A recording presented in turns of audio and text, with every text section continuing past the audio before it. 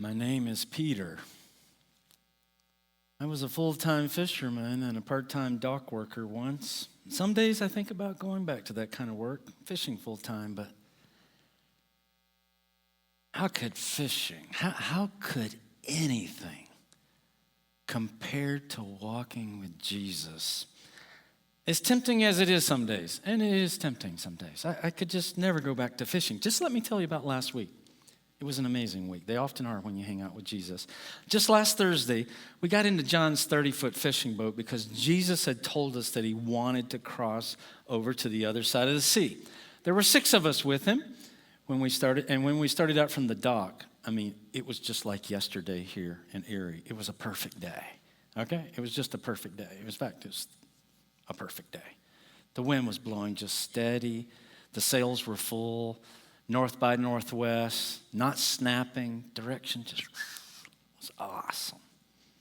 I nudged James and I nudged Andrew, pointing over at Jesus that he had fallen asleep between 2 burlap bags of lentils near the bow of the boat. We were all pretty tuckered out. We'd been traveling a lot, and we were poking gentle fun at Jesus, just like guys do, stupid guy jokes and stuff. And while we were poking fun at Jesus, the weather went demonic on us. There's just no other way to describe it. Smooth sailing, 1 minute, and suddenly we had a chop like you would not believe. Sometimes we get a chop on the lake, but usually it just smooths out again, but not this time. We went from chop to whitecaps to swells to waves to taking on water in 10 minutes flat. Like out of a blue sky, this nor'easter came tearing through. And okay. Fishermen, sailors, we can be very superstitious. But this was spooky.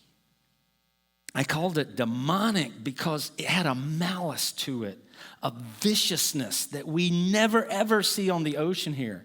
And suddenly I find myself an experienced fisherman sitting in the middle of the boat, bailing water as fast as I can, trying to keep us from sinking to the bottom of the sea. The wind is howling like 35 screaming banshees. I can't even hear what the other guys on the boat are saying. And the lightning and the thunder, I swear, I could see all the way through John's body. The lightning was so bright and so intense and close. I had purple dots dancing behind my eyes. And this wasn't lightning over in Canada, okay? This was raise the hair on your arms, smell the ozone, wet your robes kind of lightning.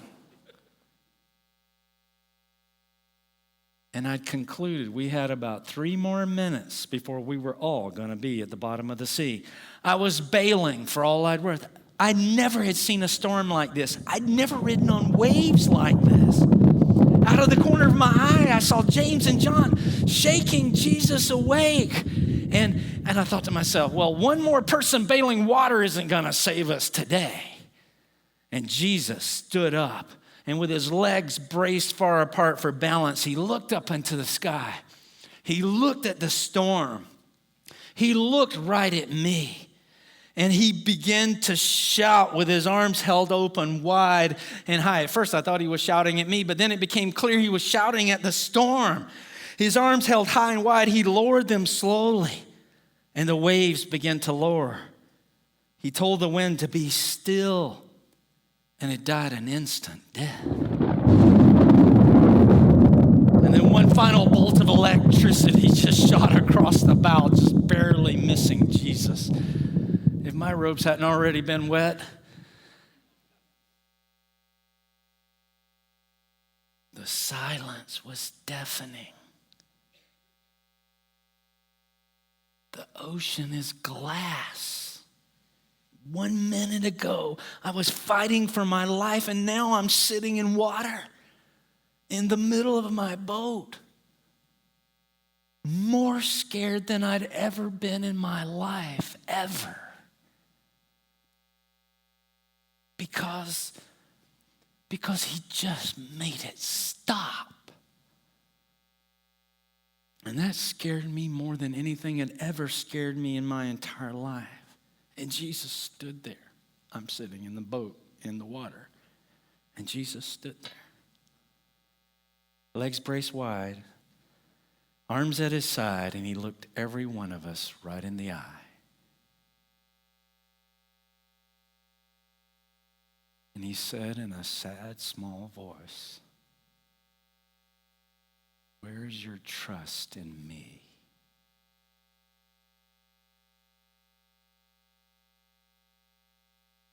And he turned around and he walked back to the 2 bags of lentils and he sat down with his back to us.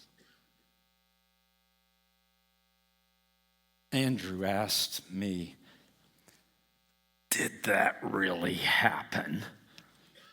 And Dr. Luke answered for me because I still couldn't say anything. "Oh yes, that really happened. If I hadn't seen it with my very own eyes, I don't think I would have believed a single one of you if you'd told me the story." And what were we to do? We put the sails back up. We turned the boat around. Continued on to the other side.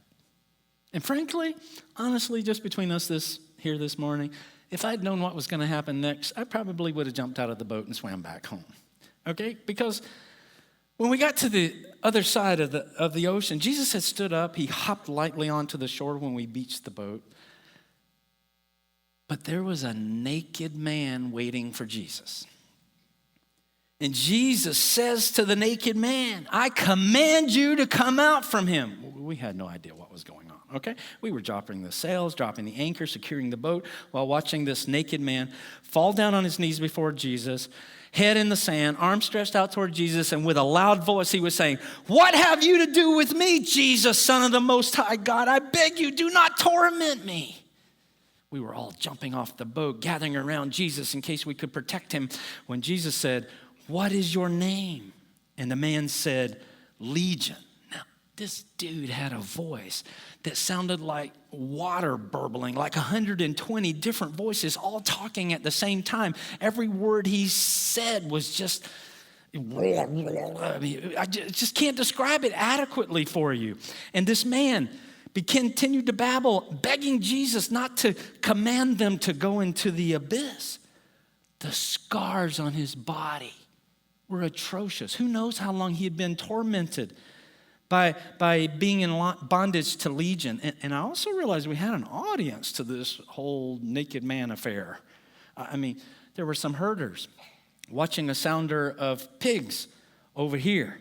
And then there were a few shepherds over here watching a few herd of cattle. The naked man with 120 different voices, he asked, he begged for permission to enter the pigs.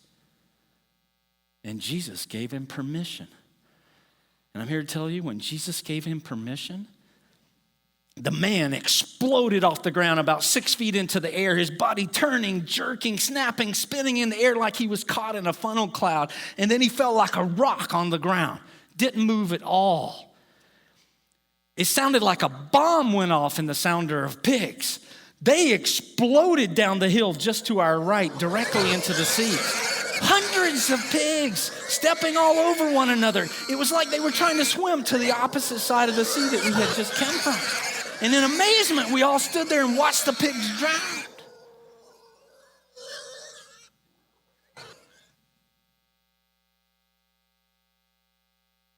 The sea is covered with dead pigs.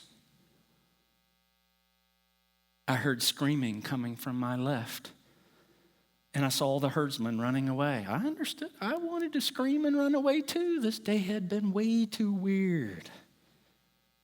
The man on the ground, he's starting to come around. Jesus turned around.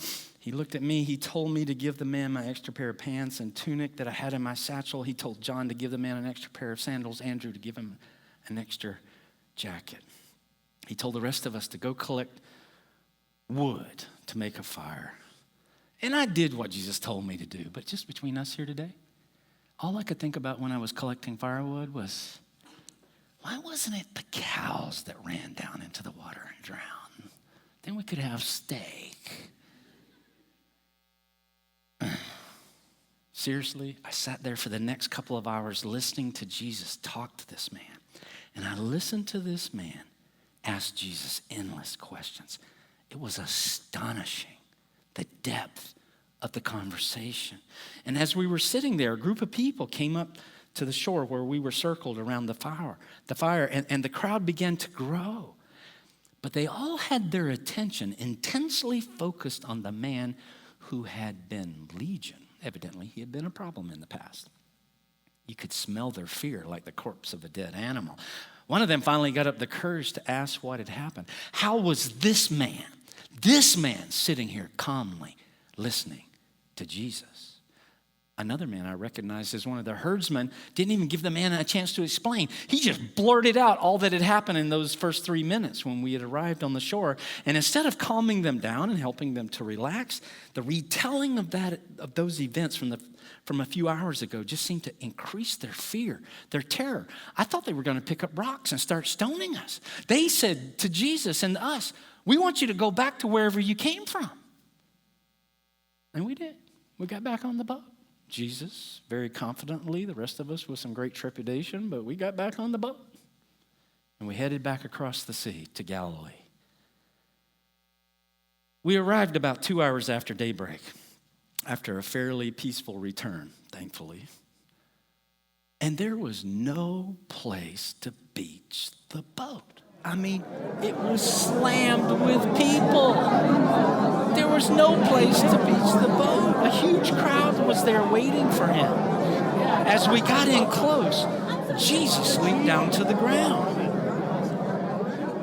right into a few military types. They were there, the military types, apparently working for some local guy named Jairus, who I found out later was a ruler. And we finally all got off the boat, standing there behind Jesus. I'm actually in the water here behind Jesus. This guy, this important dude, Jairus, he had dropped to his knees in front of Jesus. And he said, "Master, sweet Lord, if there's any mercy in you, if there's any compassion in you, I have a 12-year-old daughter. We waited so long to have a child, but she's always been so sick. She's so sick. Will you please, if there's any mercy in you, will you come to our home? If she dies, my wife will die. I'll lose them both. Please come to my home." Jesus looks Jairus right in the eye and says, "We will come." Jairus gathered his guards around him. He started to press through the crowd, yelling for them to move, get out of the way so that we could follow him. But everybody was trying to reach Jesus. Everyone was shouting at him for some information or for some assistance or about someone who needed his help or some need they had. It was absolute bedlam. It was crazy. I'm starting to feel more like a bodyguard than a fisherman, to be perfectly honest. The 6 of us had surrounded Jesus closely to protect him. We were trying to protect him from the crush of people while not losing sight of Jairus and the guards who were ahead of us. And they were going around, the guards were, and Jairus were going around an ox cart being pulled by some oxen that was blocking the natural path, and we slowed down to do the same. And when we slowed down, Jesus suddenly and completely came to a complete stop. I ran smack into the back of Jesus. He just stopped. And he asked the most ridiculous question I'd ever heard in my life. Who touched me? We need to get Jesus a hat. He'd been in the sun way too long. Surely I had misunderstood him. I asked him in a loud whisper, "Jesus, dude, you're surrounded by thousands of people, and they're all trying to touch you. What do you want us to do?" But the man just ignored me. I don't even know why I bothered to try and protect him from looking stupid sometimes. Jesus said with calm certainty, "Someone touched me. Someone touched me. I felt vital power leave my body." There may have been thousands of people there, but a statement like that, instant silence. And I suddenly look over, and there's a little bitty grandma. I thought I met her at the end of the first service this morning. It looked just like her. She's about this tall with gray hair. Okay. She's bumping my elbow. Was that you? No. Yeah, she's bumping my elbow. And she says, "It was me. I mean, she's obviously terrified. And in a small, trembling voice, she explained that she'd been sick her whole life. She'd been to every doctor in the world. None of them could heal her. She was dying from the sickness. And when she had touched Jesus, she had been instantly healed. Silence reigned. And Jesus said to her, "Daughter, your trust has made you well. Go in peace." And there was another pregnant moment of silence. And then it was like a huge surge of energy throughout the entire crowd as they all lunged toward Jesus trying to touch him now. I mean, it happened to Granny, right? It can happen to me. I mean, I got to touch Jesus. It was 10 times worse than before. I mean, and I'm starting to get really hot and angry here. Okay, in the last 36 hours, I've almost been struck by lightning. I had lightning almost tear my body in half. I almost drowned out in the ocean. I almost got run over by a sounder of pigs. I mean, non-kosher, dirty animals. Is there a worse way to die? And then I had a crowd of people want to stone me, and now I'm about to be trampled by a bunch of grandmas all trying to touch Jesus. I just wanted to pick them up by their girdles and throw them back in the ocean. In the name of Jesus, of course. But there's this commotion over here that prevented me from taking violent action. A commotion that captured everybody's attention. Men on horses pushing into the crowd, coming right for Jairus and his soldiers. The man in the lead reached Jesus, big Roman dude. He said to Jairus, "Your daughter is dead. Don't bother the teacher anymore." Jairus just wilted on the spot. You could just see him collapse in on himself. Jesus slid up next to him and said, "Don't be afraid. Only trust, and she will be well." Jairus looks at the dude on the horse. Somebody he obviously knew well and trusted. Long history with this guy. He looks at Jesus. Looks at the guy on the horse. Looks at Jesus. Wonder what choice I would have made that day. He looks at Jesus, slowly shakes his head, yes. Took us about 3 hours to get to Jairus' house, but man, we could hear them folks long before we could actually see them. They were cutting up a ruckus, I'm here to tell you.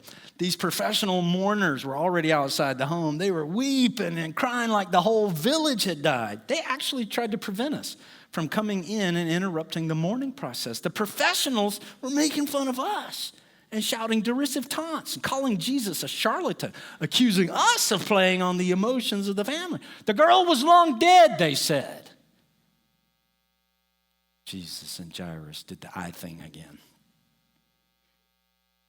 Jairus nodded once more. We walked into the house. The 6 of us, Jairus, his wife, Jesus, James, John, and me, we went into the little girl's room. She was not breathing. She had a waxy, bluish color to her skin. A sob tore through the mom. I know, I wanted to cry too. She's such a beautiful child, so tiny. Clearly had been sick a long time, very emaciated. But Jesus acted like nothing was wrong. He had a little smile on the corner of his face. He had his head sort of cocked to the side and his eyes closed like he was listening to a conversation that none of the rest of us could hear, and a little smile on his face. Wanted to smack him. Jesus opened his eyes, took that icy cold hand of that little girl, and said, "Rise and shine."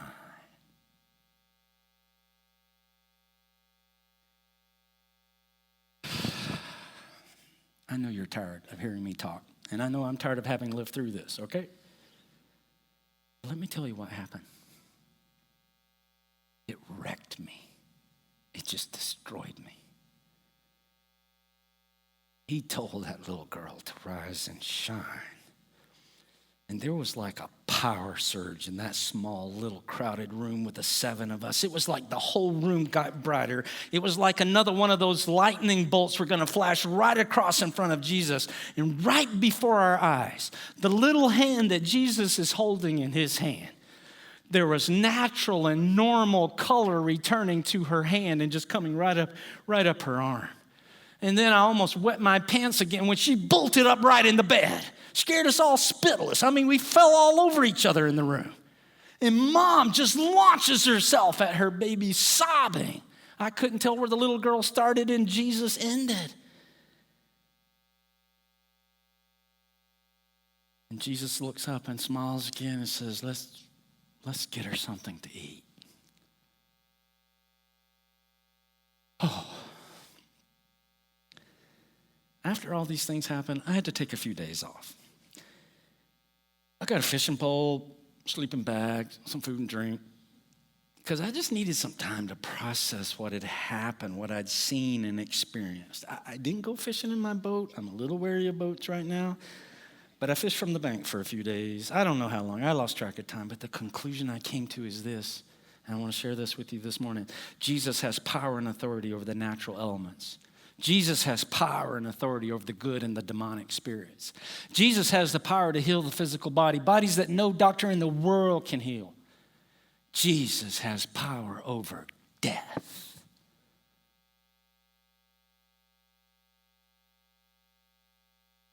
I just can't quite get over that little smile tugging at his lips when he told that girl to rise and shine. It's not a fable. It's not a fairy tale. He is exactly what those 120 voices called him. He is Jesus, Son of the Most High God. And he rules and he reigns today to have a relationship with you, to have a relationship with me, not to just be a device to fix all our problems. Remember how many times he asks us, do you trust me? Why don't you trust me? Trust, trust, trust, trust, trust. That's a relationship question. So no, I can't go back to being only a fisherman or a dock worker, though I still do that sometimes to make a bit of money. I told you these firsthand experiences I had with Jesus in those 2 days. How can I go back to fishing? How can you only be a banker? How can you only be an engineer? How can you only be a doctor or only a mother or a teacher or a politician or a business or a student? How can we live for ourselves in our small worlds when we have someone like this to follow?